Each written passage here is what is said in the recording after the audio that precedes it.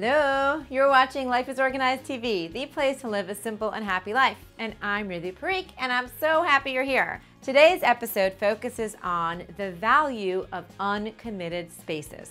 So it's funny, when I lived in a 400 square foot studio, I had just enough space for all my stuff. And then when I moved into a 2-bedroom apartment with my husband, we had just enough space to live comfortably. But now that we're in a house with many bedrooms and bathrooms, ain't it funny how we have just enough space for all of our stuff again?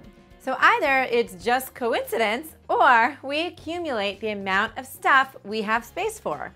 That's why I feel really good when I have some uncommitted space. That means you don't have to fill up every space in your home just because you have it.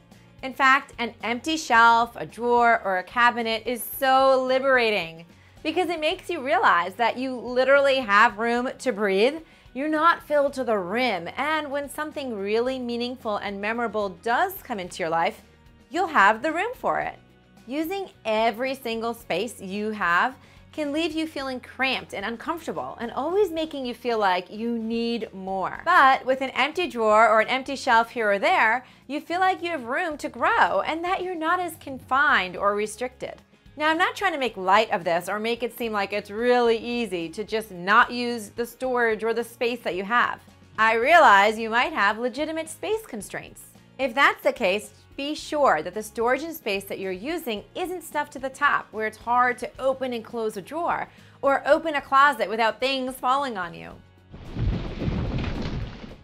Again, this adds to your overall feeling of never having enough space, when the reality is you just have too much stuff for the space you have. So in this week's challenge, I'd love to hear from you. If you have a space in your home that is already uncommitted, and if not, what's a space that you could empty to help you feel less confined and more open to new experiences and memories? And remember, this could be as small as a shelf or a tiny drawer.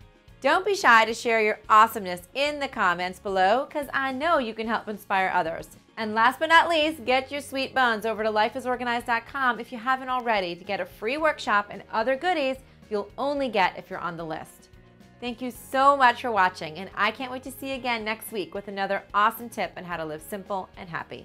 Bye!